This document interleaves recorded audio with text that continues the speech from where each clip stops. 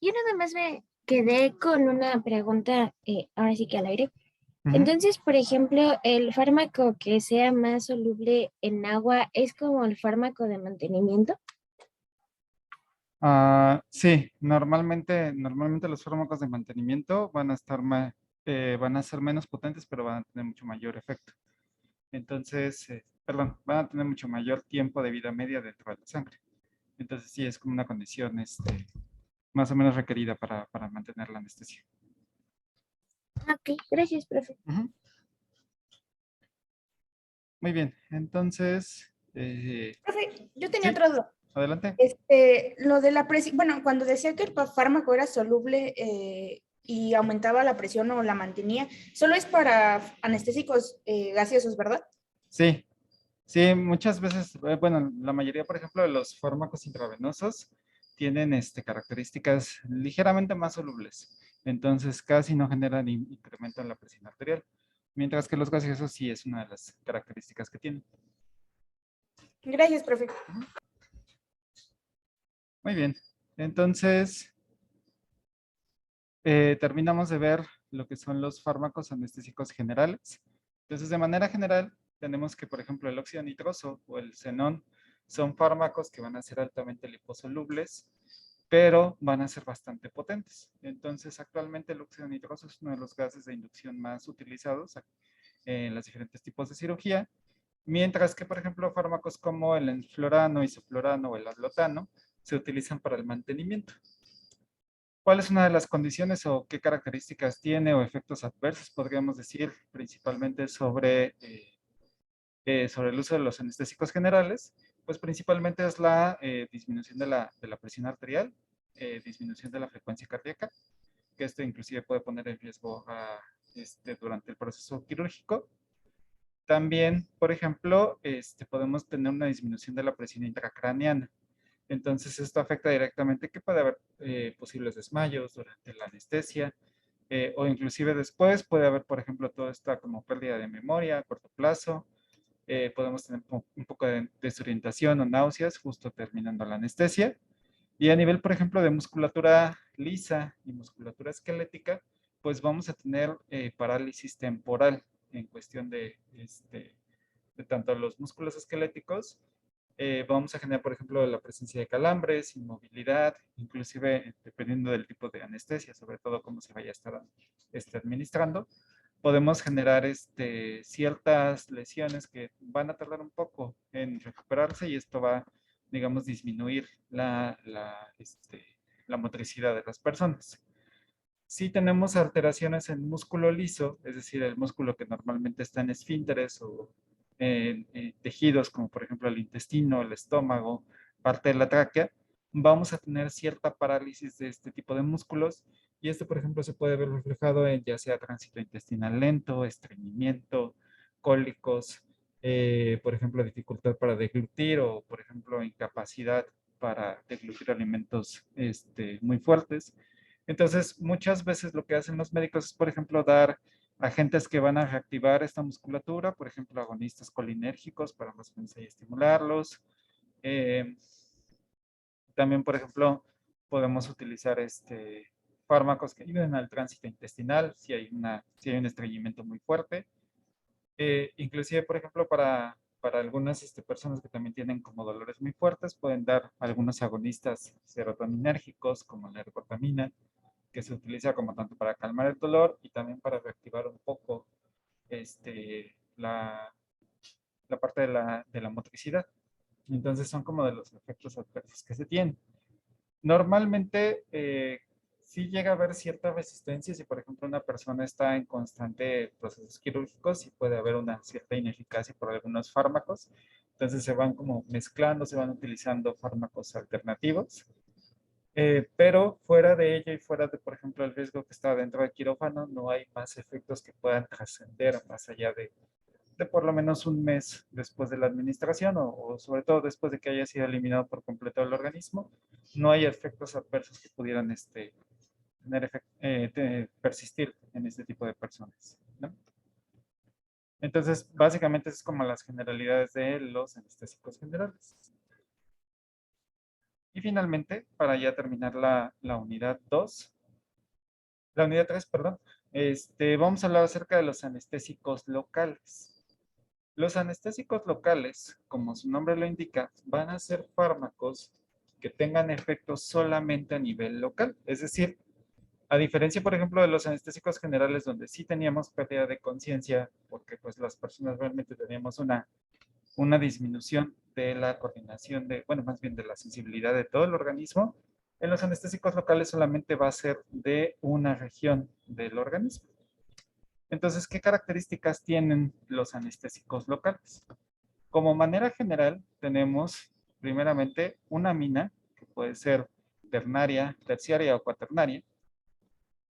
Tenemos un elemento que va a funcionar como un puente, que normalmente puede ser un éster o una amida.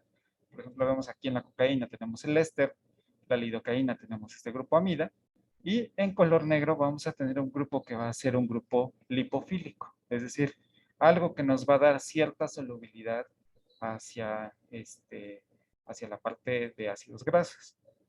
Entonces, eh, estas tres características se han visto, por lo menos se han diseñado para poder generar esta eficacia como anestésicos locales. ¿Qué creen o cuál creen que sería el mecanismo de acción de estos fármacos como anestésicos locales? ¿Qué esperarían observar si queremos hacer una desconexión generalizada de los sistemas, sin embargo que no sea tan fuerte? Entonces, ¿qué tipo de blancos moleculares podríamos estar inhibiendo?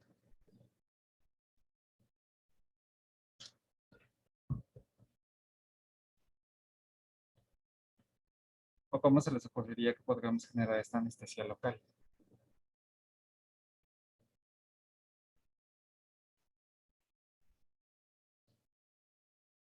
Tenemos aquí unos chats.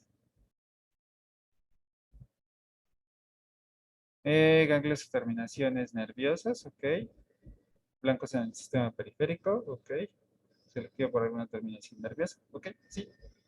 A diferencia de los anestésicos generales, que lo que estábamos viendo era buscar esta inhibición de los sistemas como GABA, perdón, activación de los sistemas como GABA, inhibición de glutamato o inhibición de canales iónicos.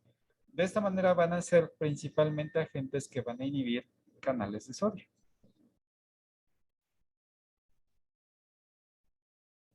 También algunos pueden tener inhibición contra canales de calcio.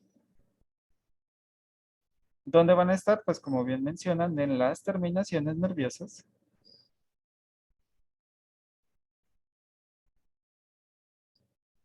Más cercanas al sitio de acción.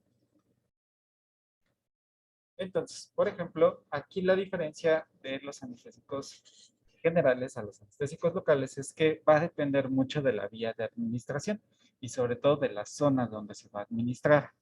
Entonces, por ejemplo, ustedes que han ido posiblemente la mayoría de ustedes ha ido al dentista alguna vez, puede ser que los hayan anestesiado o no, pero en aquellos que hayan sido anestesiados, pues normalmente, por ejemplo, si les van a trabajar sobre un molar o sobre un incisivo, les hacen la administración en el nervio o en la región más cercana al sitio de acción. Entonces, ¿de qué depende mucho de una buena generación de anestesia con este tipo de tratamientos? Pues eventualmente que la administración sea lo más cercano al nervio periférico que queramos inhibir. Entonces, muchas veces, por ejemplo, esta resistencia que tenemos a los anestésicos, por ejemplo, el hecho de que un dentista tenga que volver a anestesiar 2 veces en la misma región, quiere decir que una de dos, o tuvimos una insensibilidad por el tipo de anestésico, o la administración que hizo el médico no fue la más adecuada. Entonces, no inhibió de manera generalizada el nervio periférico. Entonces, eso hay que tener como mucho cuidado para poder generar una buena anestesia. Entonces, digamos que el mecanismo de acción de todos estos fármacos va a ser igual, va a ser inhibidores de canales de sodio, inhibidores de canales de calcio, pero lo que va a depender mucho va a ser cómo vamos a estar administrando. Entonces, ¿por qué se utiliza o cuál es el objetivo de utilizar la anestesia local sobre la anestesia general? Sobre todo, por ejemplo, en procedimientos que no requieren una anestesia muy prolongada. Normalmente el tiempo de anestesia de los anestésicos locales oscila entre 10 a 30 minutos. Entonces, si el anestesiólogo, o bueno, más bien el cirujano, sabe que es una anestesia realmente sencilla, que no requiere de un procedimiento demasiado largo, o inclusive podemos hacer una repetición de la administración, no sé, 2 o 3 veces, y todavía no generamos desensibilidad, entonces tendríamos como un tiempo máximo de 2 horas para poder hacer una cirugía. Si esa cirugía se puede hacer en 2 horas y se puede mantener, digamos, la región o solamente la parte de que necesitamos hacer la corrección, se puede mantener con anestesia local, se va a optar principalmente por esta vía. Sobre todo para evitar tener una disminución de toda la actividad central y poner en riesgo a las personas, ya que los anestésicos locales, su tasa de letalidad es mucho más baja que un anestésico general. Entonces siempre hay un riesgo mucho mayor con anestesia general que con anestesia local. Entonces, esa es así como la principal característica de estas moléculas. Entonces, podemos ver, hablando un poco acerca de los fármacos representantes, uno de los más conocidos, o posiblemente el que todos hayan escuchar alguna vez, es la lidocaína. Entonces, la lidocaína es de los anestésicos locales prácticamente más utilizados. Inclusive, si algunos de ustedes han utilizado algún tipo de inyectable, ya sea un antibiótico, me parece que cefepime o cefalexina, que son inyectables, vienen con su vehículo de lidocaína, o también algunas vitaminas vienen con su vehículo de lidocaína. Entonces se utiliza esto, sobre todo, por ejemplo, inclusive para disminuir el dolor durante la administración de una inyección. Viene como vehículo para poder hacer la administración. Entonces se utiliza bastante. Se utiliza sobre todo, la mayoría de los dentistas utilizan casi siempre la lidocaína. Antes se utilizaba mucho la procaína, solamente que la procaína tiene un efecto menos duradero. Me parece que la procaína dura entre 5 y 10 minutos y la lidocaína sí puede durar entre 15 y 20 minutos más o menos, ¿no? Entonces, vean que también aquí tenemos como representante a la cocaína. Entonces, la cocaína también cumple con estos requisitos que les había mencionado. Tenemos una amina terciaria, tenemos un grupo conector, que en este caso es un éster, y tenemos una molécula que va a dar la característica lipofílica. Entonces, de hecho, por ejemplo, si ustedes han visto pues, series o películas donde hablan acerca de la cocaína, se habrán dado cuenta que casi siempre, por ejemplo, los narcos lo que hacen es como tocarla, bueno, colocarse un poco de esta cocaína en las encías. Entonces, principalmente es para detectar estos efectos anestésicos de esta cocaína. Entonces, según ellos, para determinar la calidad de la sustancia, lo aplican directamente en las encías para sentir este adormecimiento. Entonces, eso se refleja un poco más en sus características anestésicas de la cocaína. Entonces, vean que son así como algunos de los representantes que tenemos. La mayoría de estos fármacos son inhibidores de canales de sodio. Los únicos que necesitamos o cuando necesitamos que inactiven canales de calcio son cuando queremos que el efecto se prolongue un poco más. Por ejemplo, la bupivacaína es un fármaco inhibidor principalmente de canales de calcio. También tiene efectos sobre canales de sodio, pero digamos como que su proporción de inhibición está más cercana a los canales de calcio.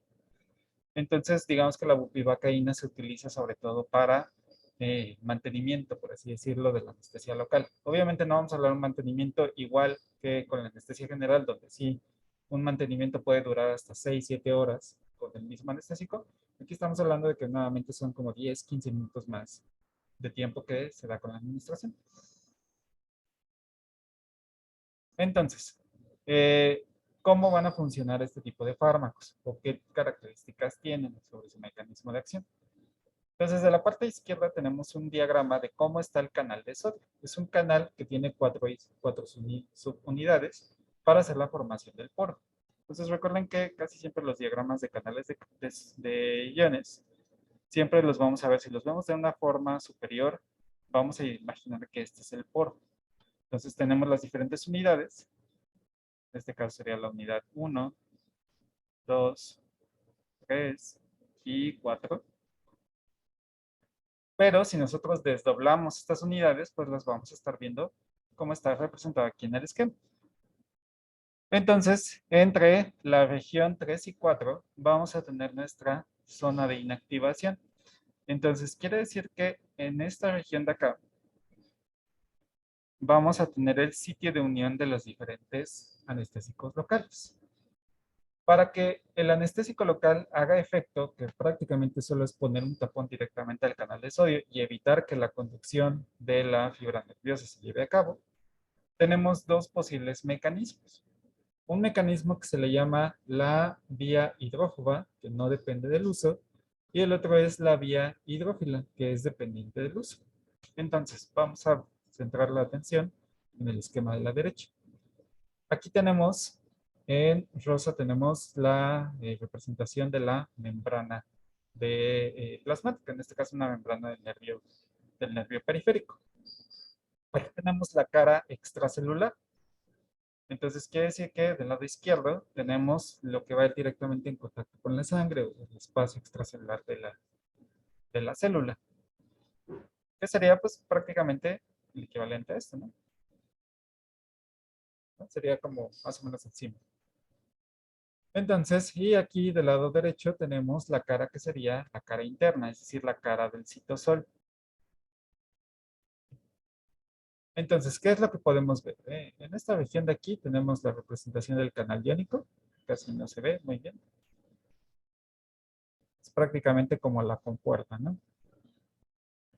Entonces, esta estructura que está como sobresaliendo aquí es, digamos, como que toda esta región interna. Es decir, todos los sitios que no están formando el dominio transmembranal del canal iónico, es la cara interna que va a ser como este sistema de compuerta. Es decir, toda esta región que está aquí encerrada en azul, se referiría como la zona de compuerta, lo que va a permitir estos movimientos para la apertura y cierre del canal iónico. Entonces, vamos a hablar un poco acerca de la vía hidrófoba, que dice que es una inhibición que no depende del uso. Ahorita lo que está entre paréntesis, ahorita lo resolvemos. Entonces, la vía hidrófoba quiere decir que nosotros, por ejemplo, administramos el fármaco.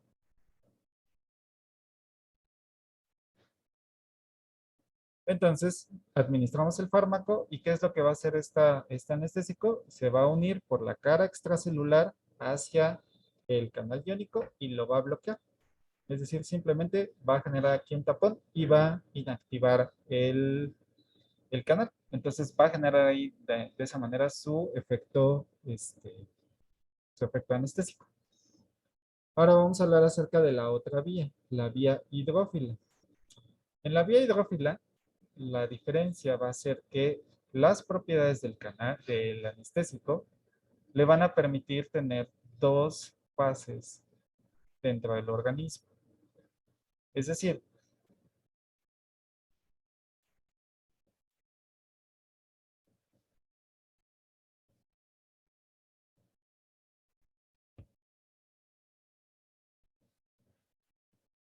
vamos a ponerle aquí NH3 para que quede un poco más claro.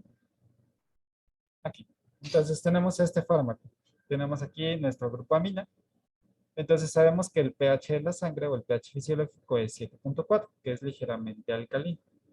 ¿Qué quiere decir esto? Que todas las bases iónicas se van a encontrar de manera no ionizada, no protonada. Es decir, si esto es una amina, tenemos su base en medio alcalino, va a ser como NH2, no va a tener un protón extra y por lo tanto no va a tener ningún tipo de carga. Entonces, al no estar no ionizado y no protonado, vamos a tener la base libre como tal.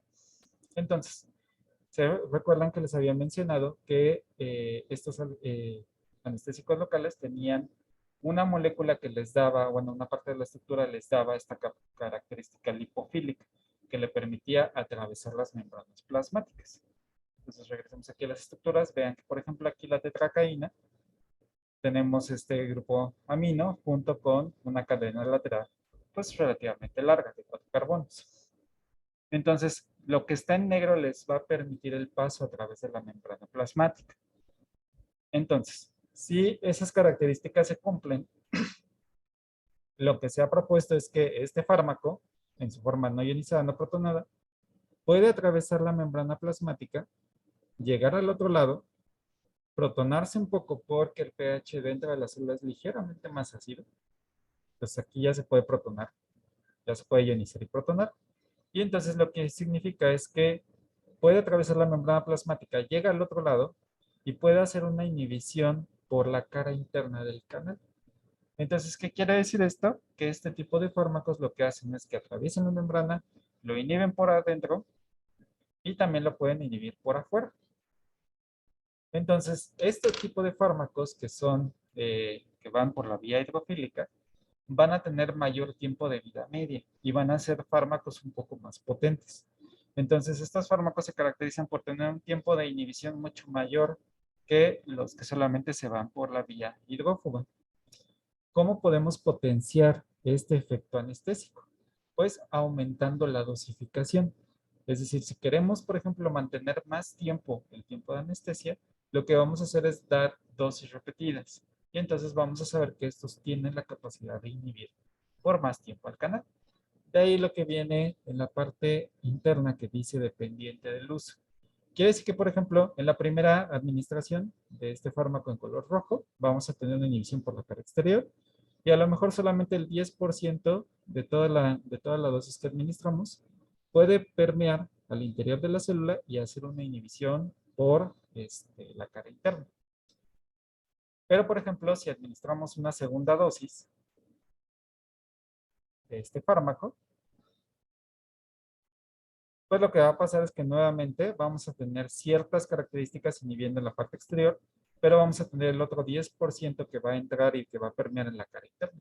Entonces, mientras más dosis empecemos a utilizar de este tipo de fármacos, mayor va a ser su capacidad para inhibir por la cara interna del canal. ¿Se queda más o menos claro esta parte?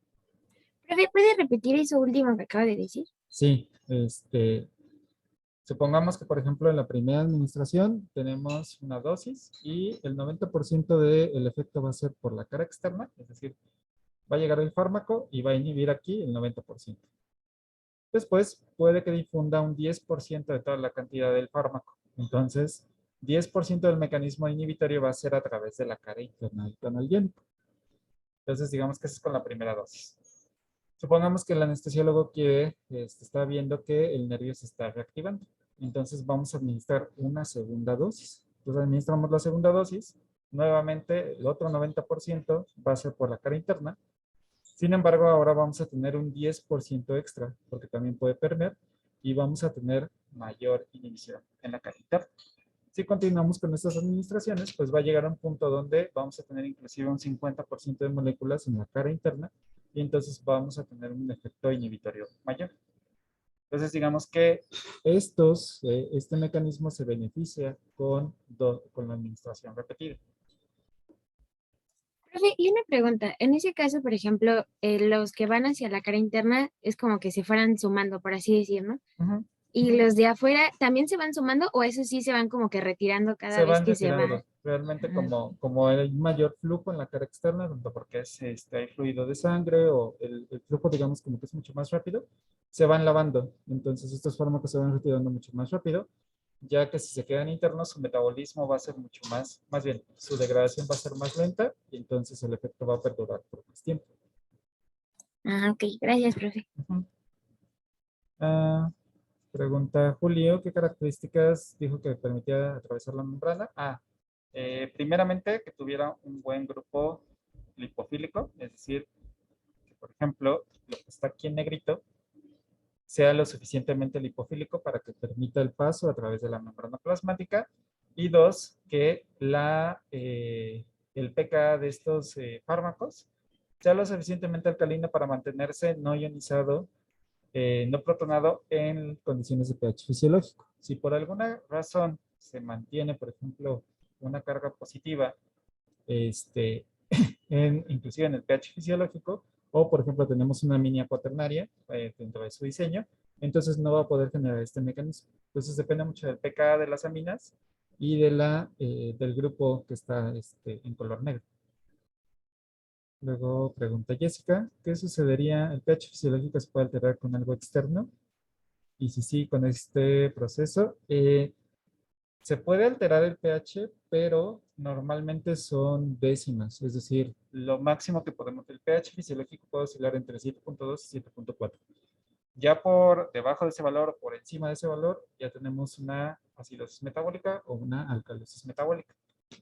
Entonces, el organismo mete mucha energía para mantener el pH y para mantener la temperatura. Digamos que son las dos condiciones que siempre va a estar manteniendo. Entonces, ya tener una descompensación a nivel de pH fisiológico realmente ya generaría una condición mucho más grave. Prácticamente ya se pondría en riesgo la vida de la persona. Y obviamente, pues ahí los mecanismos de anestesia, pues sí se verían afectados.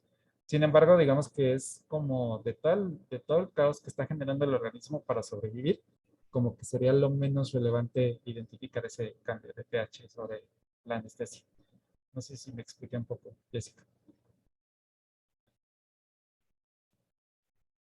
Sí, de hecho, por ejemplo, si ustedes ven muchos productos, maravilla, ¿no? Que dicen, tomen agua alcalina, porque el agua alcalina va a alcalinizar su pH y va a modificar el pH para que sea mucho más eficiente. No, realmente el organismo detecta esa alcalinidad del agua, puede ser que sí tenga un pH, por ejemplo, de 8,5, pero en cuanto llegue al organismo va a empezar a acidificarla para mantener el régimen de pH 7,4. Entonces técnicamente no es o no ha habido una comprobación realmente de que esos productos tengan un efecto importante sobre el metabolismo, porque en cuanto lleguen al organismo, va a meter ya sea tanto bicarbonato o ácido clorhídrico para estabilizar, este, para neutralizar este tipo de condiciones ácidas o alcalinas. Entonces sí, casi siempre el pH se mantiene de manera, casi no se modifica.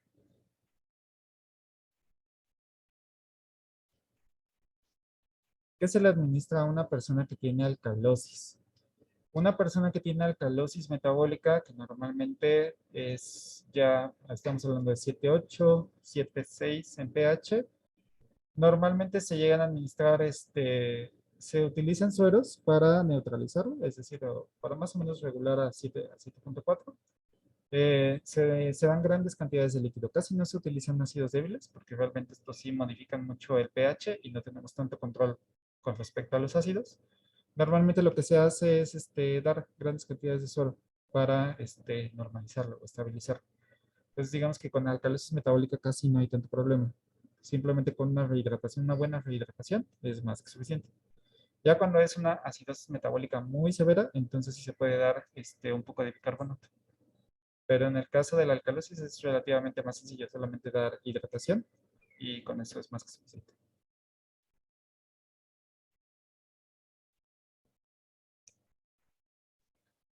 ¿Ok? ¿Preguntas de esta parte?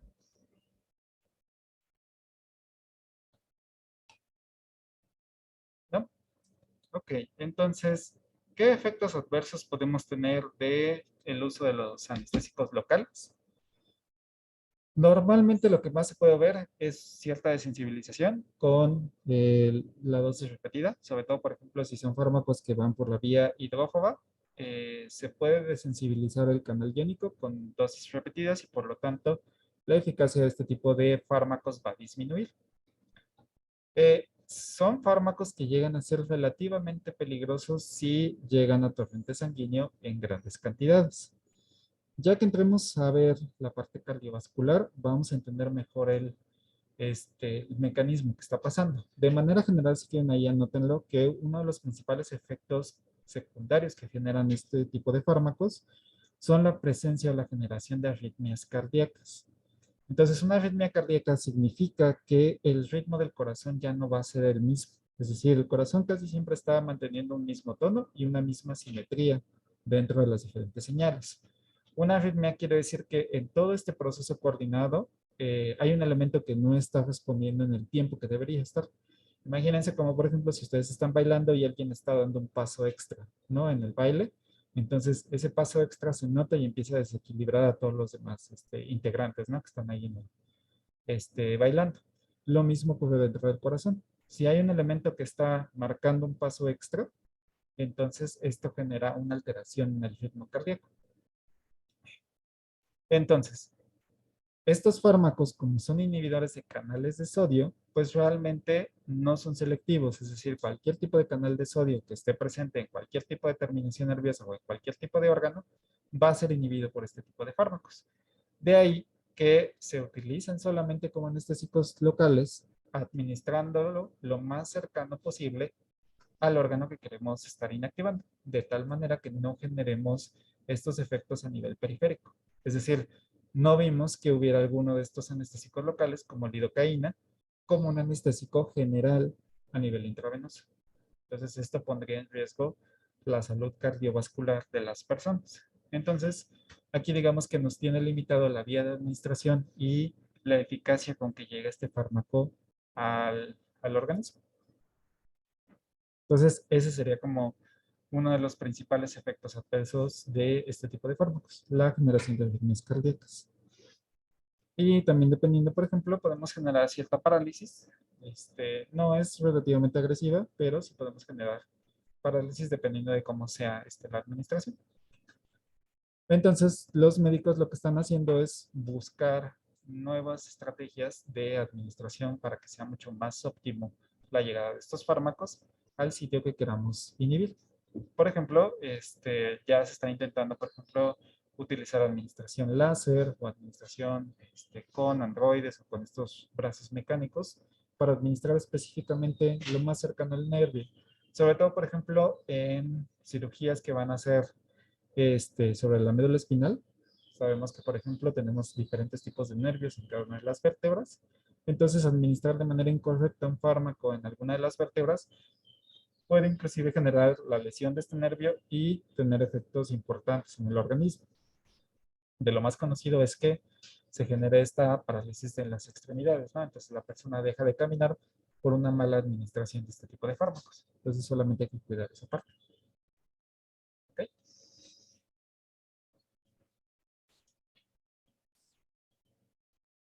Sí. Bien. Entonces, con este punto terminamos la unidad 3, que es la de sistema nervioso central. Entonces, aquí la pregunta antes de iniciar con la unidad 4, que está un poquito relacionada, es ¿cuándo quieren su segundo parcial?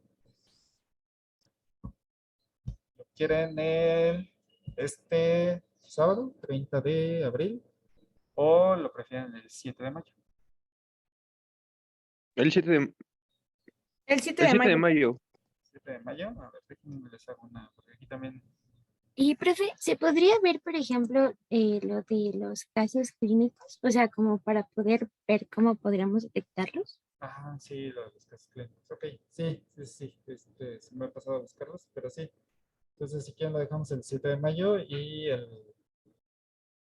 el miércoles. El miércoles les traigo un ejemplo de un caso clínico para que lo revisemos. Gracias, profe.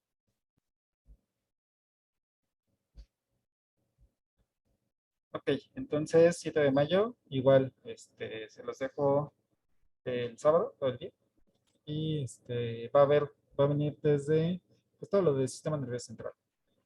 GABA, glutamato, de antidepresivos, trastorno bipolar, ¿qué más vimos? Sedantes, hipnóticos, antipilépticos, anestésicos generales y locales y antipsicóticos. Profe, ¿y también va a ser secuencial como la vez pasada? Eh, Todavía no lo sé. Ah, Dependiendo de cómo esté, el diseño a lo mejor se los dejo libre o secuencial. ok, gracias, profe. Me preguntan que una persona, bueno, hay un paciente le administraron, bueno, tuvo una cirugía, una fractura en un pie y le inyectaron anestesia en la espalda. Entonces fue anestesia local. Sí, sí, fue una anestesia local. Específicamente se buscó nada más llegar a la parte del nervio para bloquear la sensibilidad de toda la parte del músculo del cuádriceps y de todo el nervio que va directamente desde el muslo hasta la pantorrilla. Y sí, se administra normalmente intratecal dentro de la médula espinal. Normalmente este tipo de anestesias se hace así como muy cuidadoso para más o menos bloquear toda la fibra neuromuscular. Y supongo que la persona que que tuvo esta fractura o esta cirugía no perdió la conciencia en ningún momento. Si fue así, también ya se garantiza que es una anestesia local.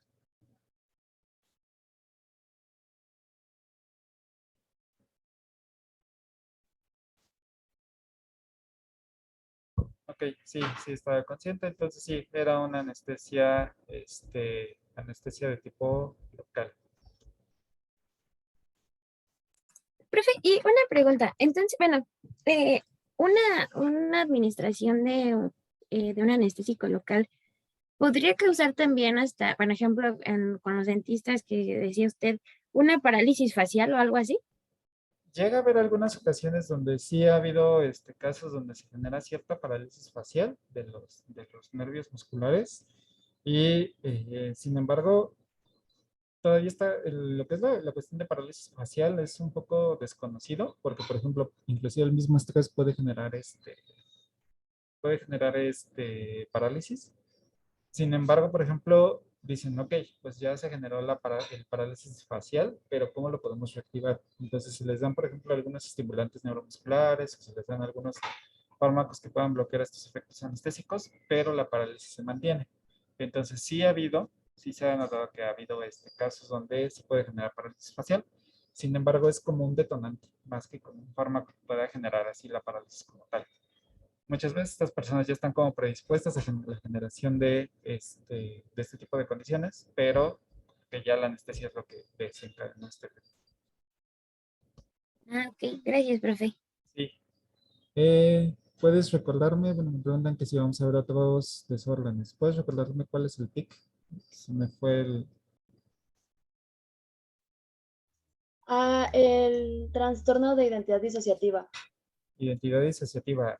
No lo revisamos, pero si quieres, lo podemos comentar en la siguiente clase. Estaría bien, profe.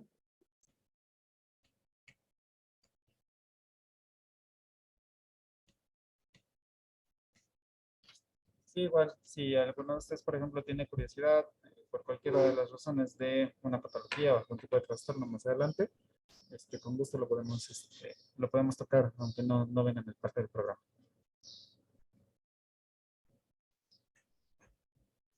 Gracias, profe. Ujú. Ok, entonces,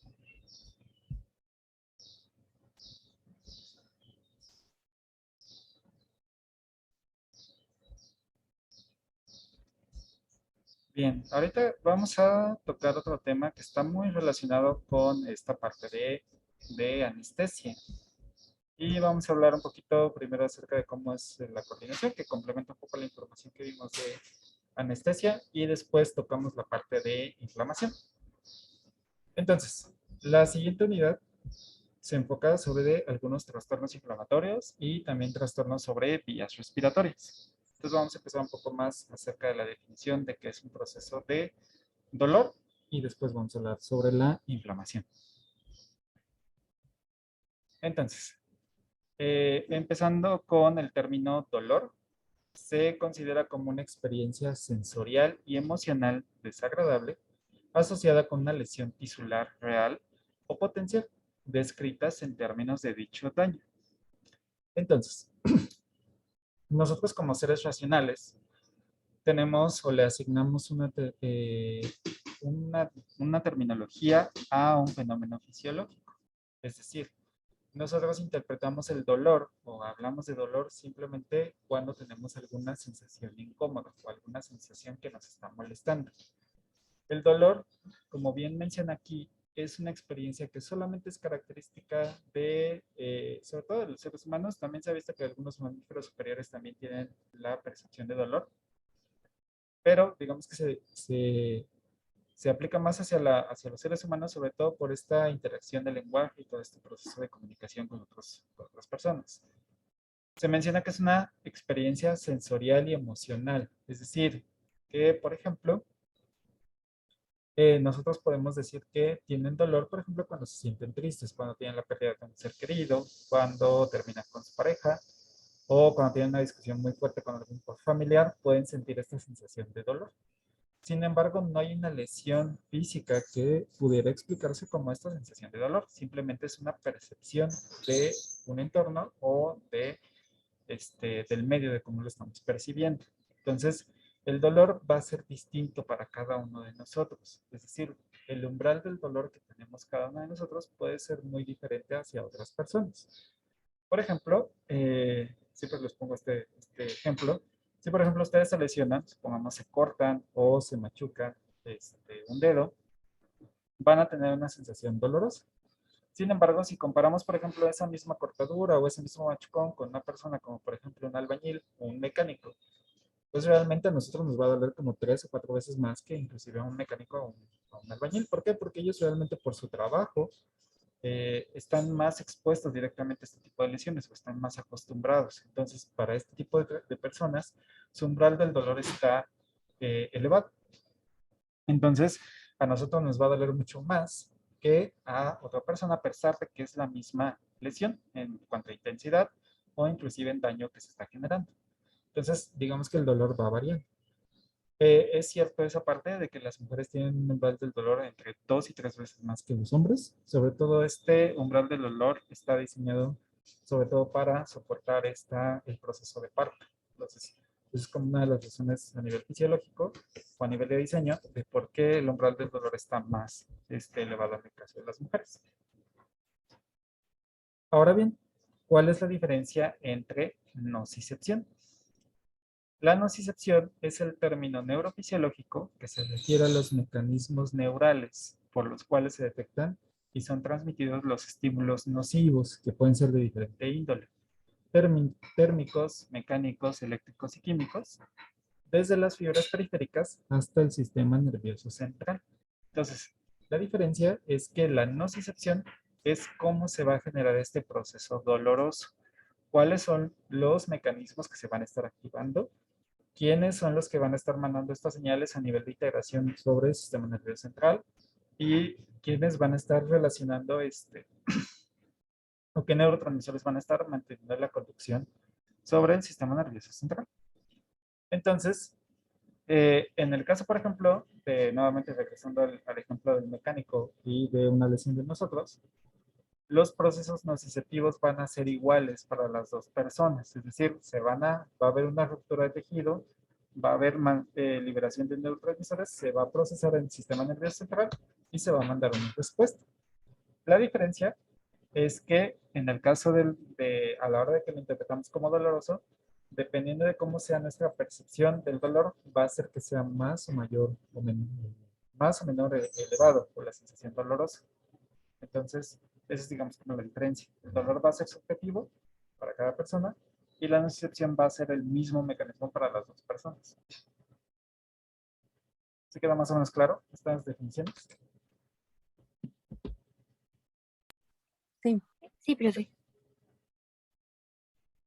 Entonces, ¿cómo está, cómo está, cómo es la integración de este proceso doloroso? Técnicamente en un proceso doloroso están participando diferentes mecanismos al mismo tiempo. Es decir, esta es la imagen de cómo se observa una terminación nerviosa. Entonces, en la terminación nerviosa, tenemos, por ejemplo, aquí un estímulo, ¿no? Que puede ser aquí una contusión. Entonces, nos machucamos el dedo o tenemos ahí una lesión directamente en alguna extremidad. Nos pegaron o nos lastimamos de cualquier tipo, ¿no? Entonces, esto generó un incremento o un daño en los tejidos periféricos. Ya sea, por ejemplo, en la torcedura, tenemos un estiramiento del ligamento. Si nos machucamos, tenemos esta presión de los nociceptores que están presentes en el organismo. Entonces, todo esto generó una cascada que va a mandar una señal dolorosa. Entonces, ¿qué es lo que va a pasar? Nuevamente, si se acuerdan, cuando empezamos a ver lo de sistema aferente y eferente, va a ser el mismo mecanismo. Si no, lo revisamos rápidamente.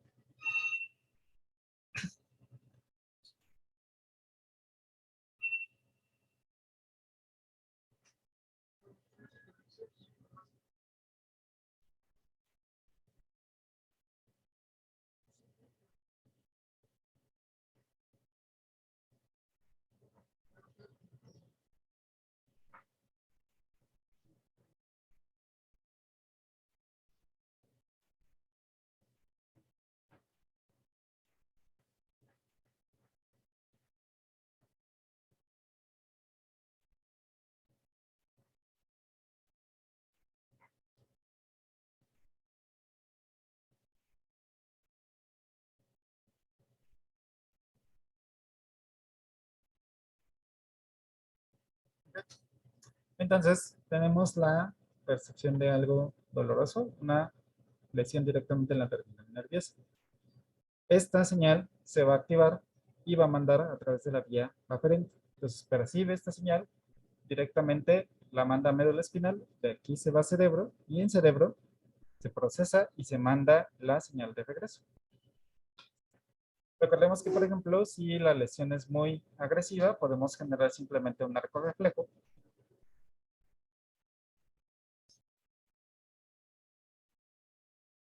Directamente, es decir, lo mandamos aquí a la frente y sin pedirle permiso al cerebro, podemos mandar la señal para regresar, para quitar esta extremidad que está siendo lesionada. A ver. Sí, exactamente, como lo del arco reflejo. Entonces recordemos que están pasando dos cosas al mismo tiempo. Uno, estamos mandando la señal al cerebro de que algo está mal, que es la parte de la vía aferente. Ahí le estamos dando la información al cerebro de que, ¿sabes qué? Hay una lesión, necesito los mecanismos de control de lesiones, que van a ser todo el sistema inmune y toda la liberación de neurotransmisores que van a sedar la región periférica. Dos, lo que va a pasar es el arco reflejo, es decir, el mismo organismo tiene la capacidad para cuidar esta extremidad de que no perciba un daño más agresivo. Es decir, si nos estamos pegando, ¿qué es lo que hacemos? Pues inmediatamente quitamos rápidamente la extremidad para evitar que, por ejemplo, si hay un daño consecutivo, pues evitar la mayor posible o salvaguardar la seguridad de la extremidad. Es el segundo paso. El tercer paso es, ya que llegó la información hacia el cerebro, ¿cómo la vamos a interpretar? Entonces el sistema nervioso central recibe esa señal, la regresa y es cuando tenemos la sensación dolorosa a través de la vía eferente. Entonces en la vía eferente ya tenemos esta percepción de que algo nos está molestando. Entonces, ¿cómo ocurre este proceso? ¿Quiénes son todos los participantes de este mecanismo de nocicepción?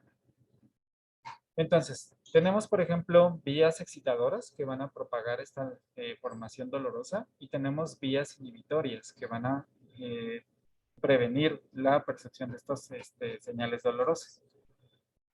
En las vías, por ejemplo, inhibitorias tenemos a la familia de los fármacos, bueno, de los opiáceos, de receptores opiáceos que van a liberar encefalinas.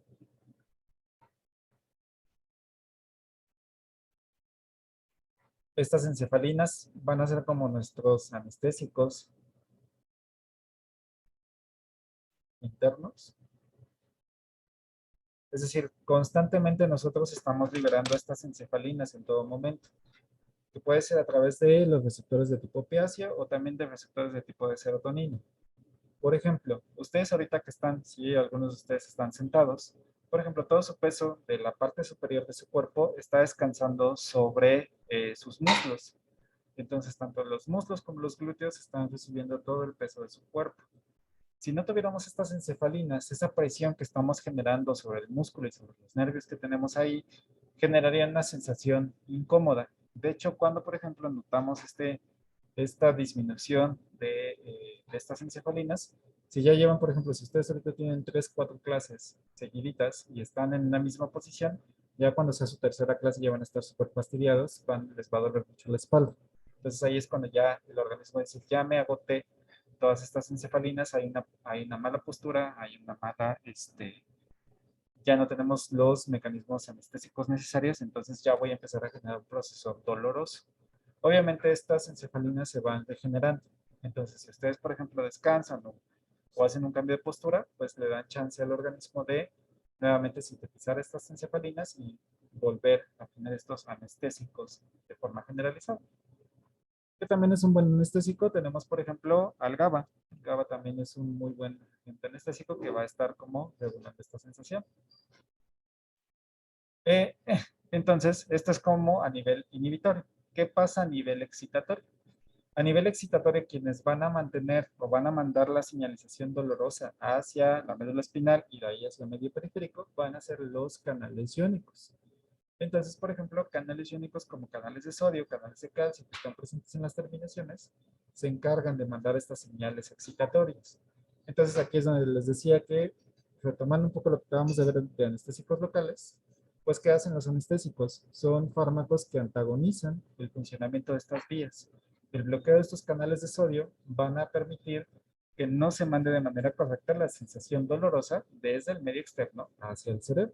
Entonces estamos interrumpiendo técnicamente esta vía. Entonces aquí, con los inhibidores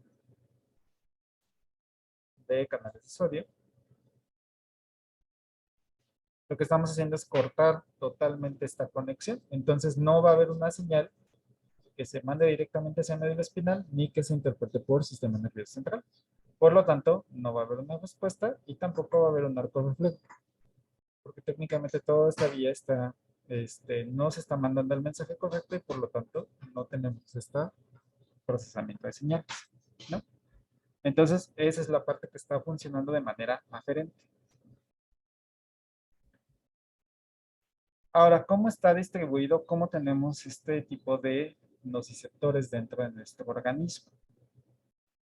Entonces, dentro de las terminaciones nerviosas tenemos fibras que van a mandar este tipo de señales al organismo. Tenemos 3 tipos de fibras distribuidas a lo largo de todo el cuerpo. Tenemos las fibras alfa y a beta, que son fibras mielinizadas. Vean aquí, por ejemplo, en la comparación son de calibre mucho más alto. Tenemos las fibras A delta, que son también mielinizadas, que son fibras un poquito más delgaditas. Y tenemos a las fibras C, que estas fibras no son mielinizadas.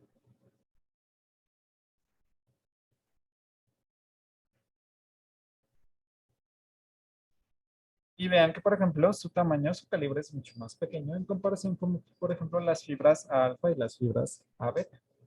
Entonces, estas fibras, las fibras alfa, se van a encargar del proceso de propiocepción. ¿Qué significa este término de propiocepción?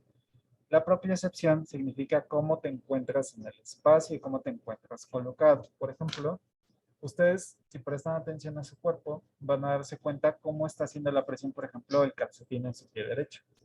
Ahorita yo les mencioné, y entonces ya centraron toda su atención en su pie derecho. Entonces ya están detectando cómo es la textura del calcetín, si les está lastimando el zapato, si están descalzos van a sentir la temperatura, van a sentir la textura de cómo está esa superficie. Esa parte de propiocepción de cómo nos sentimos, todo el medio ambiente, cómo está interactuando con nuestro cuerpo, va a estar regulado por las fibras alfa. Las fibras A delta son fibras que van a sentir, van a encargarse de generar algún tipo de estrés mecánico. Es decir, estas fibras A delta se encargan sobre todo de algunos mecanismos de nocicepción. Permiten la conducción rápida y también están encargados de la sensibilidad de temperaturas. Entonces, muchos de estos, por ejemplo, pueden detectar ciertas interacciones con cambios bruscos de temperaturas. Y las fibras C se encargan principalmente de la conducción nociva. Entonces, estas fibras C se encargan de mantenimiento del proceso doloroso. Entonces, ¿cómo ocurre, por ejemplo, cómo ocurre la activación de todas estas fibras durante un proceso nociceptivo? Entonces, en el momento en que se genera la contusión, supongamos se machucan directamente su dedo izquierdo, lo que va a pasar es que las primeras fibras que se van a activar van a ser las fibras alfa. Estas van a generar el dolor inmediato. Es decir, esta sensación en cuanto te pegas, que ya de forma inmediata sientes que algo te está doliendo, está directamente relacionado con las fibras alfa. Entonces vean que como es un calibre mucho más alto, pues su velocidad de conducción va a ser muy elevada. Entonces van a despolarizar rápidamente el nervio periférico y van a generar una sensación dolorosa intensa. Después de eso, se van a activar las fibras A delta, que van a empezar a hacer la comunicación entre las fibras A alfa y las fibras C. Entonces digamos que las A alfa y las A delta se encargan principalmente de la percepción de algo que llamamos como el primer dolor.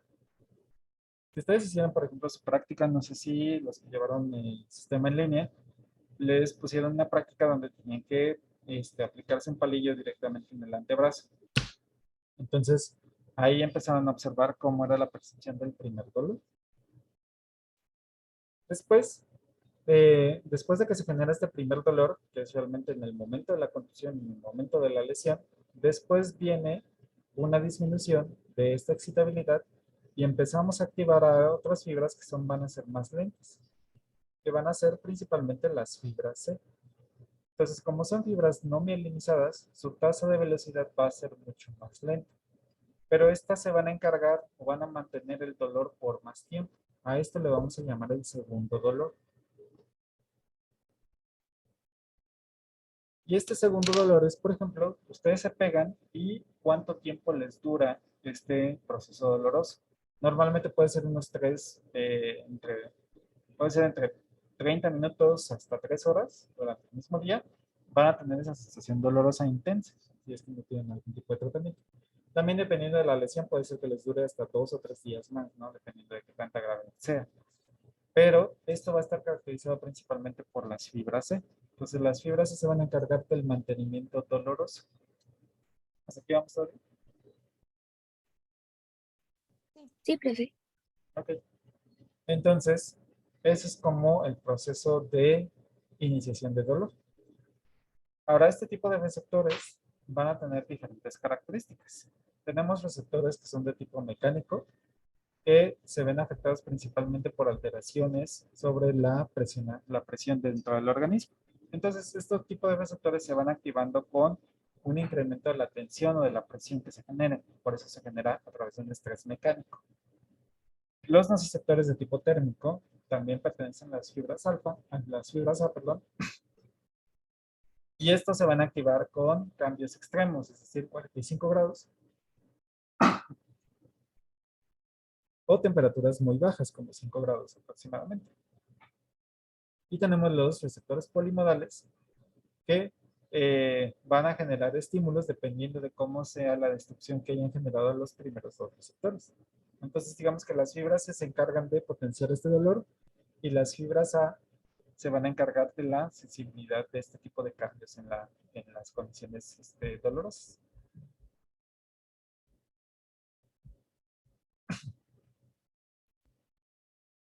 Entonces, por ejemplo, aquí tenemos cómo es algunas características de estas fibras. Vemos que, por ejemplo, las fibras alfa tienen mielina. Su diámetro es hasta de 22 micras y su velocidad de conducción es de 10 metros sobre segundo. Es decir, que es de 10 a 85 metros por sobre segundo. Va a ser la velocidad de conducción de este tipo de fibras. Si lo comparamos con las fibras C, que son de tipo no mielinizadas, vean que su calibre es prácticamente 10 veces más pequeño. Y también su velocidad de conducción va a ser mucho más lenta, es decir, estas tienen hasta 1.3 metros por segundo. Es decir, que aproximadamente para todo el organismo, una de estas señales puede tardar hasta un segundo, segundo y medio, aproximadamente en llegar desde la punta del dedo hacia el cerebro. Entonces va a ser relativamente rápido, pero no tan eficiente como, por ejemplo, las fibras A.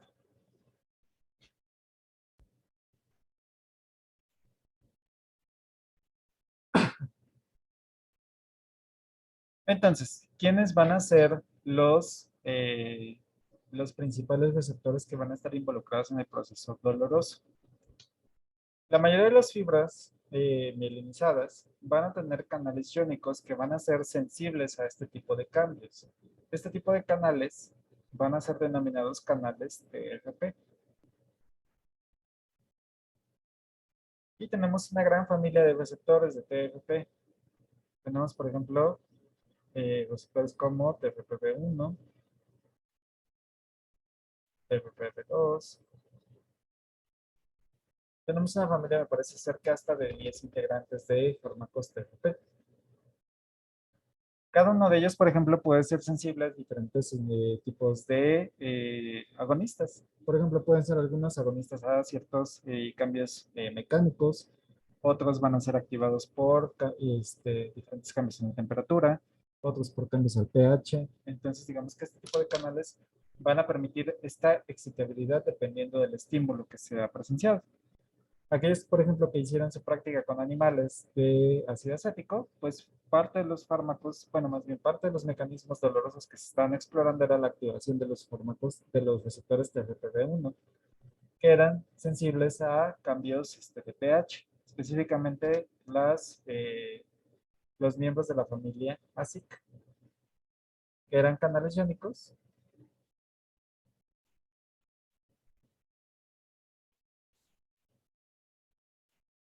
sensibles a cambios de pH. Entonces, ¿qué van a hacer la activación de este tipo de canales? Pues van a generar una despolarización principal y esto va a mandar, digamos, la señalización hacia médula espinal y va a ascender hacia sistema nervioso central. Ahora, tenemos también varios mecanismos que pueden estar también controlando la excitación, ya sea a nivel positivo, es decir, que van a favorecer más excitación y van a aumentar la velocidad de señalización, o también van a disminuir estos efectos excitatorios. Por ejemplo, tenemos receptores beta-adrenérgicos que también estimulan la sensación dolorosa y tenemos a algunos receptores de prostaglandinas, que los vamos a ver todavía más adelante. Entonces, las prostaglandinas van a aumentar esta sensibilización hacia las condiciones dolorosas. Entonces, veamos que también tenemos fármacos que van a estar estimulando estos procesos dolorosos de manera intensa. Entonces, vamos a estar ahí viendo cómo vamos a estar viendo cómo está funcionando este proceso doloroso. Pues aquí, preguntas.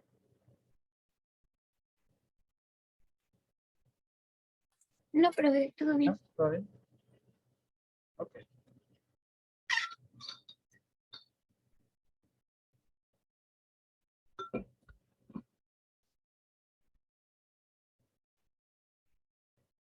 Bien, entonces en los últimos 10 minutos vamos a empezar a hablar un poco acerca de inflamación y yo creo que en la siguiente clase ya hablamos un poco más a detalle de esto.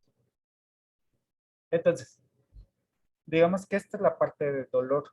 Dolor se caracteriza por respuestas rápidas a través de comunicación celular, que son relativamente lo que ya hemos visto. Activación de canales iónicos, activación de receptores de plazoproteínas G y estimulación de neuronas periféricas. Pero ¿qué pasa, por ejemplo, con la inflamación? Que casi siempre la asociamos mucho, inclusive pensamos que en algunas ocasiones pensamos que es lo mismo, la parte de nocicepción o dolor con la parte de inflamación. De hecho, por ejemplo, si ustedes han tenido problemas de algún tipo de dolor o algún tipo de contusión, normalmente les dan fármacos, AINES, que son fármacos antiinflamatorios no esteroidales. Entonces, si estamos hablando de nocicepción, ¿por qué tenemos que trabajar con inflamación? Pues vamos a hablar un poco acerca de qué es el proceso de inflamación.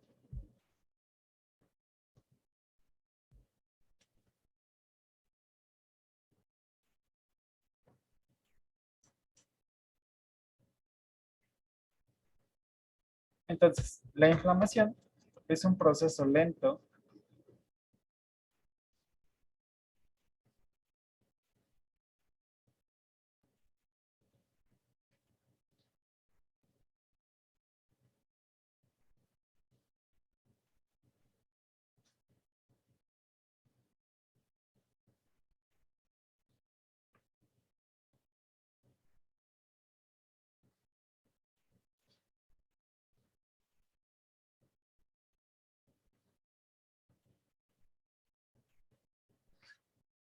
es un proceso lento que está regulado directamente por el sistema inmune.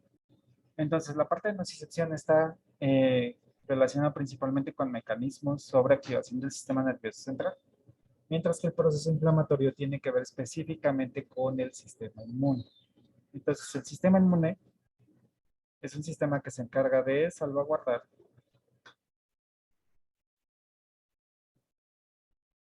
la seguridad y el funcionamiento del organismo frente a agentes patógenos.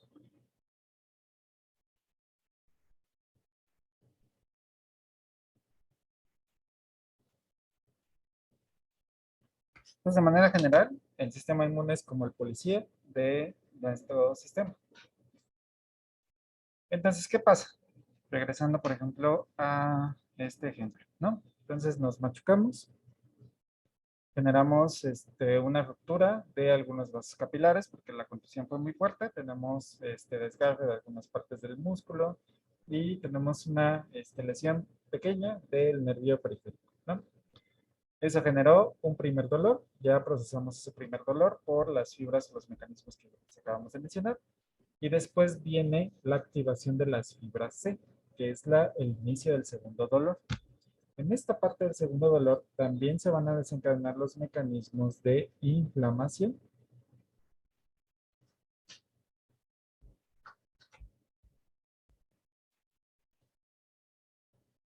Entonces, ¿qué pasa? Directamente en el organismo,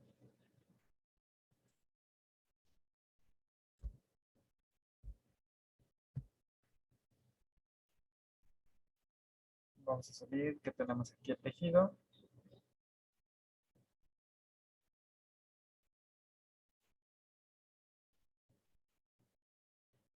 Y generamos una contusión. Entonces, generamos una lesión aquí y esta parte de aquí se empieza a lesionar, ¿no? Entonces hay ruptura de células, hay muerte de algunas células, inclusive podemos generar cierta discontinuidad del organismo. Entonces, ¿qué va a pasar? Tenemos ruptura de capilares,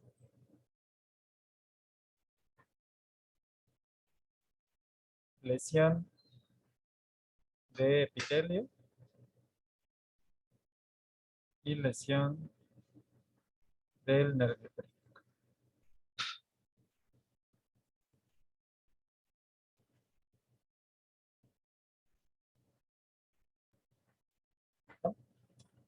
Entonces, ¿qué va a pasar?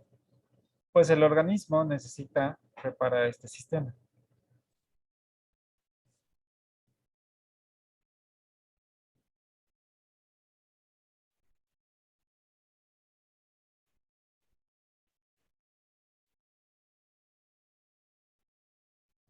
¿No?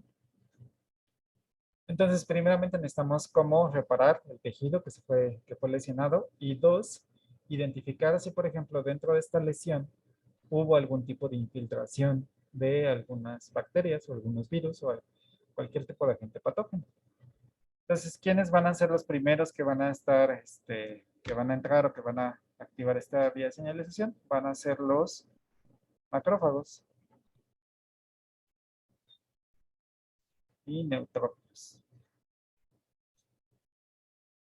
Entonces, los macrófagos y neutrófilos son como los policías que están ahí caminando sobre las diferentes avenidas, que son la parte del organismo. Entonces, en el momento en que detectan esta lesión o esta parte de lesión tisular, van a hacer un llamado, primeramente para reclutar más macrófagos, más neutrófilos, para ver si ellos pueden contener la situación. Si ellos pueden, por ejemplo, antagonizar cualquier tipo de agente patógeno que esté presente, o pueden controlar o pueden regular cierta actividad de las plaquetas o cierta actividad de otras células que van a encargarse de eliminar cualquier tipo de residuo que haya generado esta lesión, pues se van a activar directamente a través de ellos. Si ellos no pueden controlar el proceso o la lesión que se está generando, entonces empiezan a llamar más células del sistema inmune, empiezan a solicitar más cantidad de ayuda. Entonces los macrófagos se encargan de fagocitar cualquier, ya sea aminoácidos, proteínas, carbohidratos, microorganismos,